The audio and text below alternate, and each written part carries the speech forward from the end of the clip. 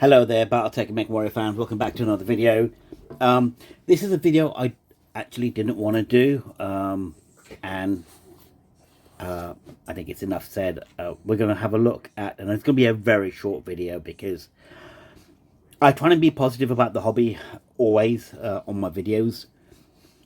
It's really difficult to be positive about this UrbanMech LAM because I get CGL having a bit of a joke and a laugh, and it's fun for them, but I think this is just a travesty. The fact that they've wasted money on doing the molds for these, the figures are beautiful, they are brilliant, but the fact they wasted the money doing the molds for this and then producing them, and stupid enough, I've bought a pack because I'm that not dumb or naive or anything like that, but I saw it and I just thought, you know what, I've just got to see this because it's just... So here's some background. When BattleTech was first created, and Jordan Wiseman and the others who created BattleTech, it was called Battle Droids initially, they signed a deal with a bunch of creators in Japan to have the rights to use several images. However, these rights were also sold to Harmony Gold to use as part of BattleTech. Regardless of the unseen and all of those issues, the main mechs that were being used were like the likes of the Crusader, which is the Valkyrie, the Phoenix Hawk, the Wasp, the Stinger, Warhammer Rifleman, and a few others, the Shadow Hawk, the Wolverine, the Griffin, Archer. Anyway, part of the BattleTech franchise was that mechs would be able to convert from mech mode to air mech, to aerospace fighter, and then to air mech or land air mech, hence the LAM, land air mech. And they were part of the game, and there is lore based around the game. Now, for whatever reason, I think lambs were quite powerful at a time, and I think people abuse that. And it is not easy to abuse if you're playing the game as just a standard, one-on-one game. Then it is fairly easy to abuse. However, if you're playing a narrative campaign, actually, it's a mech. It's a land air mech, which is like master of nothing, jack of all trades of like pretty much nothing. Because the thing was, you had to have 4 skill sets. So there's aerospace fighter pilot, aerospace and gunnery pilot, and gunnery as well. So you needed those, and then you need the 2 on the mech skill sides, so the gunnery and the piloting. So to be a competent pilot, you need to have 4 sets of skills.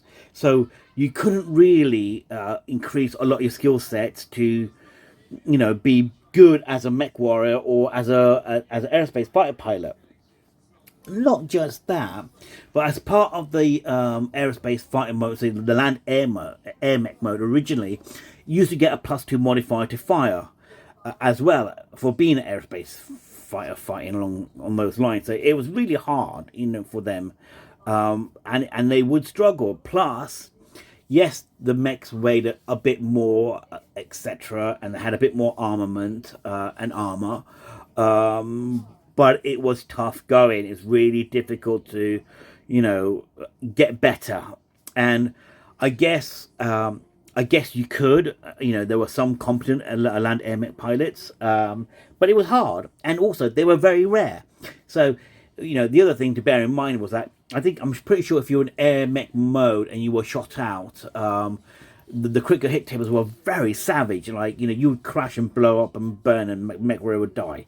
That's how fatal it was. So it wasn't like, in terms of campaign play wise, they were used very frugally, very sort of limited actions, and they were held back for only like really important stuff and things, because they were read the factories will only make about 6 to half a dozen a year, and casualties were mounting plus the gyro equipment.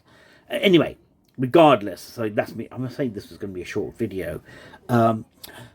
Myself, I'm a massive fan of land air mechs because I'm from the BattleTech era as well as BattleTech. So BattleTech holds a very close place to me because at a time when I was younger, is one of the shows that I was watching.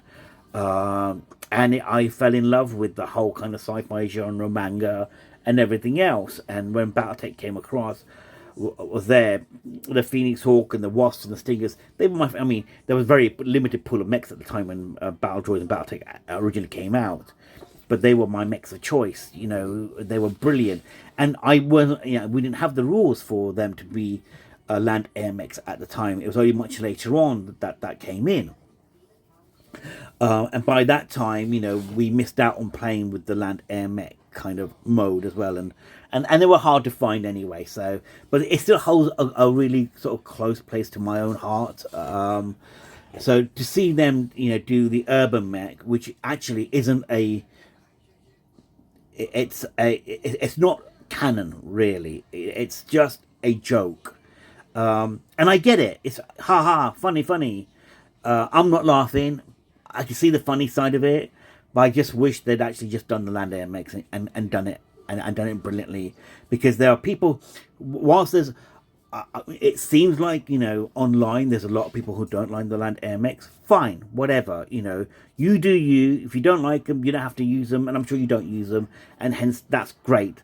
But those who do enjoy them and love them and want to use them, let them. You know, let them be, you know, because BattleTech is for everybody, and it's also not just that.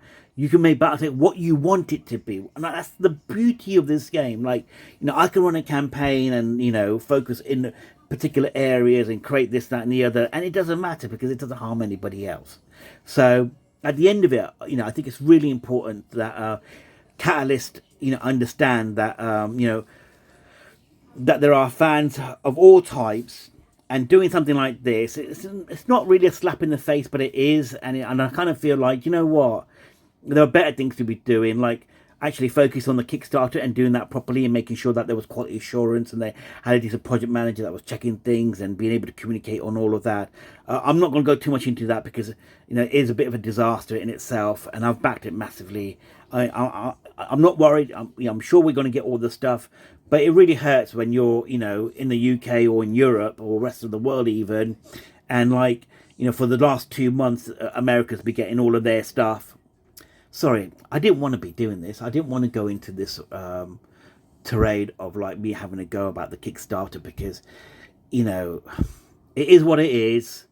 Yes, you know, I could go on. No, sorry, I'm not. I'm stop. Don't do it. Look, get it if you love it. I will definitely find a way of using these as part of a campaign. I'm playing. You know, there'll be like prototypes being whatever, and I have a blast with them. Thank you very much. You know, so I will be using them. I will canonize them in my own campaign, so they are legit. And we're gonna have a blast. And yeah, I hope they're freaking super powerful and overpowered and they blow everything up, because that's what people tend to complain about. No, actually, they won't be. They'll be quite well balanced and stuff. And probably lots of people will almost say them pilots will die horrible burning death. You know, when their air mech goes out of control and just blows up and crashes and burns. That's mech warrior life for you. You know, it's brutal. You know, the campaign that I've been playing in. Generally, you know, 1 in 4 mech warriors are dying in every scenario. It's that devastating. You know, and it's not on the player's side, and the players have been quite fortunate. But you know, there'll be some fights where, you know, 3/4 of the enemy mech warrior pilots have actually died because of head hits or cockpit destroyed, not being able to eject, multiple head hits. And anyway, mech warrior is a brutal game, which is what I enjoy about it and love. You know, I love Kill Team. I like the first iteration of Kill Team. Anyway, sorry, I want to keep this short. The models, by the way, do look good. The plumage is fantastic. For the jumping part of it, and you know, the wings are kind of cute. So yeah, I will have fun with these. So anyway. Let me know what you think. Let me know what you think about land air mechs. I know some big YouTubers, you know, they've said their piece on it. Great, good for them. But yeah, I'm a massive fan of them. Never had the opportunity to really use them much. but BattleTech is what you make it, and that's what I love about it. That's why I demo the game, I run campaigns, and this is why I do the channel, because you know people can do things that frustrate me or annoy me like this, but I'll turn it around and do something positive about it. So anyway, guys, please do leave a like and subscribe. Let any comments down below, and happy hunting, and I'll catch you in the next video. Cheers, bye.